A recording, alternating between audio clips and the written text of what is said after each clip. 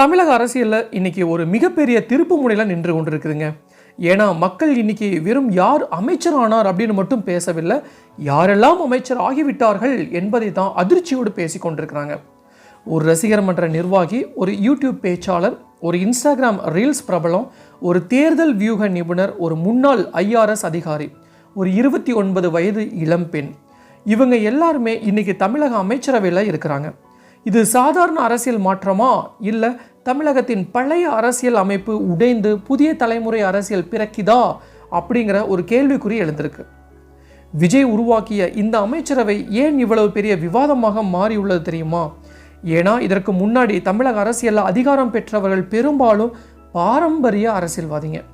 ஆனால் இன்னைக்கு ரசிகர்கள் அதிகாரமாக மாறுகிறார்கள், சமூக ஊடக பேச்சாளர்கள் அமைச்சர்களாக மாறுகிறார்கள், பேக்ரூம் ஸ்ட்ராட்டஜிஸ் ஃப்ரண்ட் ரோ லீடர்ஸாக மாறுகிறார்கள். ஒரு காலத்தில் மேடைக்கு கீழே நின்றவர்கள்லாம் இன்னைக்கு அதிகாரத்தின் மேசையில் அமர்ந்திருக்கிறாங்க. 8ஆம் வகுப்பு மட்டும் படித்த ஒருவர் இன்னைக்கு தமிழகத்தில் பவர்ஃபுல் அமைச்சராக உயர்ந்திருக்கிறாருங்க. ஒரு காலத்தில் விஜய் வீட்டில் ரைடு நடத்திய அதிகாரி இன்னைக்கு அவருடைய அமைச்சரவையில் இருக்கிறாரு. யூடியூப்ல அரசியல் பேசிய ஒருவர் இன்னைக்கு கல்வித்துறையை நிர்வகிக்கிறாரு. 29 வயது பெண் ஒருவர் தொழில்துறை அமைச்சராக இருக்கிறாங்க. இது வெறும் அமைச்சரவை மட்டும் இல்லைங்க, தமிழக அரசியலின் புதிய முகம்னே சொல்லலாம், புதிய தலைமுறைனே சொல்லலாம், புதிய அரசியல் கலாச்சாரம்னு கூட சொல்லலாம். ஆனால் இதோடு இன்னொரு கேள்வியும் எழுது. இந்த புதிய தலைமுறை உண்மையிலேயே தமிழ்நாட்டை மாற்றுமா, இல்லை இது வெறும் சினிமா புகழின் அரசியல் வெற்றியா? இந்த வீடியோவில் நாம் இதைத்தான் பார்க்க போகிறோம்.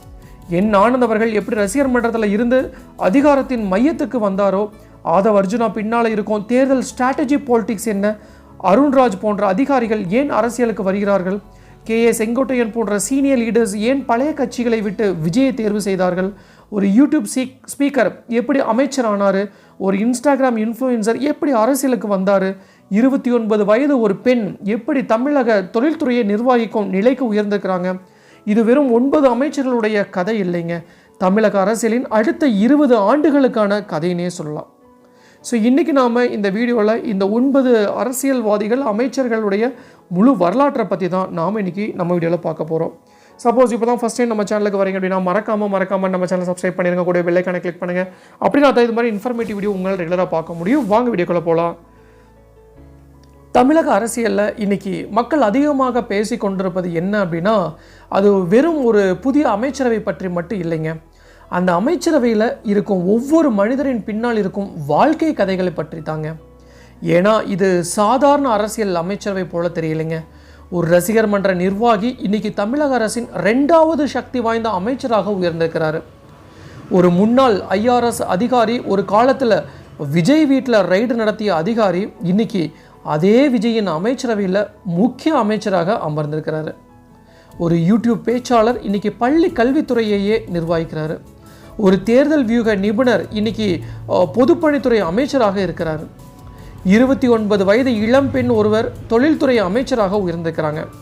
இது எல்லாம் பார்த்தீங்க அப்படின்னா சாதாரண சம்பவங்கள்லாம் கிடையாதுங்க. தமிழக அரசியலில் எந்த திசையில் நகர்கிறது என்பதை காட்டும் மிகப்பெரிய அரசியல் சிக்னல்னே பார்க்கலாம். விஜய் தலைமையிலான இந்த அமைச்சரவை ஏன் இவ்வளவு முக்கியம் அப்படின்னா, இது பழைய அரசியல் மாடலை உடைத்து புதிய அரசியல் கலாச்சாரத்தை உருவாக்க முயற்சிப்பது போல தெரியுது. தமிழக அரசியலின் வரலாற்றை பார்த்தா CN அண்ணாதுரை முதல் மு கருணாநிதி வரை பார்த்தீங்கன்னா திராவிட இயக்க அரசியல்கள் தமிழர்களின் மொழி, சமூக நீதி, சாதி எதிர்ப்பு அரசியலை உருவாக்குச்சு. அதுக்கு பின்னாடி MG ராமச்சந்திரன் அவர்கள் சினிமா ரசிகர் மன்றங்களை அரசியல் படையாக மாற்றினார். அதுக்கு அப்புறம் ஜெயலலிதா அவர்கள் லோயாலிட்டி பாலிடிக்ஸ் மற்றும் வெல்ஃபேர் பாலிடிக்ஸ் மூலம் பெண்கள் மற்றும் ஏழை மக்களுடைய மனதில் இடம் பிடிச்சாருங்க. இப்போது MK ஸ்டாலின் அவர்கள் கூட வெல்ஃபேர் கவர்னன்ஸ் மற்றும் சோசியல் ஸ்கீம்ஸ் மூலம் பெண்கள், மாணவர்கள், நடுத்தர குடும்பங்களின் ஆதரவை பெற்றிருக்கிறாங்க. ஆனால் விஜயின் அரசியல் அப்ரோச் இதையெல்லாம் மிக்ஸ் செய்து புதிய வடிவமாக பார்க்கப்படுது. ரசிகர் மன்ற politics, social media politics, welfare politics, professional election strategy, youth politics, woman representation, bureaucratic governance என அனைத்தையும் ஒன்றாக சேர்க்க முயற்சி நடக்குது அப்படின்னு தான் அரசியல் விமர்சனங்கள் கூறுறாங்க. இதுக்கு உதாரணமாக பார்த்தீங்கன்னா, என் ஆனந்த் அவர்கள் வாழ்க்கையை எடுத்துக்கொண்டா 8ஆம் வகுப்பு வரை மட்டுமே படித்த ஒருவர் ரசிகர் மன்றத்தில் இருந்து தமிழக அமைச்சரவையில் 2வது முக்கிய மனிதராக உயர்ந்திருப்பது தமிழக அரசியலில் லோயாலிட்டி பாலிடிக்ஸ் இன்னும் உயிரோடு இருக்கிறது அப்படிங்கிறத காட்டுது. அதே மாதிரி தான் ஆதவ் அர்ஜுனா போன்றவர்கள் அரசியலில் data analytic, booth management, social media election strategy போன்ற புதிய எலெக்ஷன் மாடலை கொண்டு வந்திருக்காங்க. இது பழைய ஸ்ட்ரீட் பாலிடிக்ஸ் தற்போது டிஜிட்டல் பாலிடிக்ஸாக மாறுகிறதா என்ற கேள்வியும் எழுப்புது. அருண்ராஜ் போன்ற அதிகாரிகள் அரசியலுக்கு வருவது இந்தியாவில் பியூரோ அக்யூரசி மீது ஏற்பட்ட அதிருப்தியை காட்டுது அப்படின்ட்டு சில பேர் கூறுறாங்க. ஏன்னா பாலிசி முடிவுகளை எடுப்பதில் நேரடியாக பவர் வேண்டும் என்ற எண்ணம் பல அதிகாரிகளிடம் உருவாகி வருதுங்க.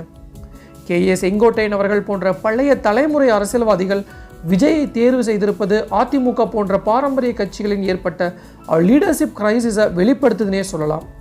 ஜெயலலிதா மறைவுக்கு பின்னாடி அதிமுக தனது எமோஷனல் கனெக்டை இழந்து விட்டது அப்படின்னும், அதனால் எம்ஜிஆர் ஸ்டைல் மாஸ் இமேஜ் கொண்ட புதிய தலைவரை தேடி சிலர் விஜயை நோக்கி நகர்கிறார்கள் அப்படின்னு அரசியல் ஆய்வாளர்கள் கூறுறாங்க. அதே மாதிரி தாங்க ஒரு யூடியூப் பேச்சாளர் ராஜ்மோகன் அமைச்சராக உயர்ந்திருப்பது தமிழக அரசியலில் டிஜிட்டல் மீடியா இன்ஃப்ளூயன்ஸ் எவ்வளவு அதிகரிச்சிருக்கும் அப்படிங்கிறத காட்டுது. ஒரு காலத்தில் டிவி விவாத மேடைகள் அரசியலை நிர்ணயித்தது. இன்றைக்கி YouTube channels, Instagram reels, meme pages, social media influencers ஆகியவை மக்களின் பொலிட்டிக்கல் ஆப்ஷனை மாற்றும் அளவுக்கு வளர்ந்திருக்குன்னே சொல்லலாம். TK பிரபு போன்றவர்கள் இன்ஸ்டாகிராம் ரீல்ஸ் மூலம் பிரபலமாகி அரசியலுக்கு வந்திருப்பது எதிர்கால அரசியல் முழுவதும் டிஜிட்டல் பிராண்டிங் மீது அமையும் என்பதை காட்டுது. அதிலும் முக்கியமாக பார்த்தீங்கன்னா கீர்த்தனா போன்ற 29 வயது இளம்பெண் தொழில்துறை அமைச்சராக உயர்ந்திருப்பது தமிழக அரசியலில் பெண்கள் மற்றும் இளம் தலைமுறைக்கு புதிய வாய்ப்புகள் உருவாகிறதா அப்படிங்கிற கேள்வியும் எழுப்புதுன்னே சொல்லலாம். தேர்தல் வியூவ நிறுவனத்தில் வேலை பார்த்த ஒருவர் சில மாதங்களில் அமைச்சராக உயர்வது இந்திய அரசியலில் பேக்ரூம் ஸ்ட்ராட்டஜிஸ் தற்போது ஃப்ரண்ட் ரோ லீடர்ஸாக மாறுகிறார்கள் என்பதை காட்டுதுங்க. இதற்கிடையில் தான் பல அரசியல் விமர்சனங்கள் ஒரு முக்கியமான கம்பாரிசனும் முன்வைக்கிறாங்க. அது MG ராமச்சந்திரன் மற்றும் விஜய் கம்பாரிசன். ஏன்னா இருவருமே சினிமா மூலம் மக்கள் மனதில் நுழைந்தவர்கள். இருவருக்கும் ரசிகர் மன்றங்கள் அரசியல் சக்தியாக மாறுச்சு. ஏழை மக்களுடன் எமோஷனல் கனெக்ட் உருவாக்க முயற்சி செஞ்சாங்க. இதனால தான் விஜய் அடுத்த எம்ஜிஆர் ஆக முடியுமா என்ற கேள்வி மீண்டும் தமிழக அரசியலில் எழுந்திருக்கு. ஆனால் எதிர்க்கட்சிகள் வேறு ஒரு கேள்வியும் கேட்டிருக்காங்க. சினிமா பாப்புலாரிட்டி மட்டும் ஒரு மாநிலத்தை நிர்வகிக்க போதுமா அப்படின்னு. ஏன்னா social media popularity, fan base, emotional speeches ஆகியவை தேர்தலில் வெற்றி பெற உதவலாம். ஆனால் governance, economy, administration, law and order போன்றவற்றை நிர்வகிப்பது மிகவும் கடினமான விஷயம் அப்படின்னு சொல்கிறாங்க. ஸோ அதனால தான் இந்த அமைச்சரவை வெற்றி பெற்றால் தமிழக அரசியலில் அடுத்த 20 ஆண்டுகளில் மாறலாம். தோல்வி அடைஞ்சால் சினிமா பாலிடிக்ஸ் cannot govern என்ற விமர்சனம் மேலும் வலுப்பெறலாம். ஆனால் ஒரு விஷயம் மட்டும் உறுதிங்க, இந்த அமைச்சரவை பார்த்திங்கன்னா வெறும் 9 அமைச்சர்களின் பட்டியல் மட்டும் இல்லை, இது தமிழக அரசியலின் அடுத்த தலைமுறையை தீர்மானிக்கக்கூடிய மிகப்பெரிய பொலிட்டிக்கல் எக்ஸ்பெரிமெண்ட்னே சொல்லலாம். ஸோ நிச்சயமாக இந்த 9 பேரும் பார்த்திங்க அப்படின்னா தங்களுடைய அரசியல் வாழ்க்கையில் பல்வேறு அனுபவத்தை அரசியல் வரதுக்கு முன்னாடியே பெற்றிருக்கிறார்கள். மக்களுடைய செல்வாக்கு அவங்களுக்கு அதிகமாகவே இருந்திருக்கு. ஸோ அதனால் இவங்க அவங்களுடைய துறைகளில் நிச்சயமாக உறுதியாக டாப் லெவலுக்கு கொண்டு வருவாங்க அப்படிங்கிறதுல எந்த ஒரு சந்தேகமும் இல்லை. ஸோ இவங்களாம் தான் நம்மளுடைய முதலமைச்சர் விஜய் அவர்களுக்கு ஒரு சிறந்த பேக் போனாக இருப்பாங்க அப்படிங்கிறதுல எந்த ஒரு சந்தேகமும் இல்லை. ஸோ இதுதான் நான் இன்றைக்கி உங்களுக்கு சொல்ல வர வேண்டிய விஷயங்க. டெஃபினட்டாக யூஸ்லாம் இருக்குன்னு நினைக்கிறேன். ஸோ மீண்டும் இன்னொரு நாள் இது மாதிரி சுவாரஸ்யமான இன்ஃபர்மேட்டிவ் வீடியோட உங்களை சந்திக்கும் வரை உங்களிடமிருந்து விடைபெறுவது உங்கள் மஞ்சள் மாநகர மைந்தன் சிவா.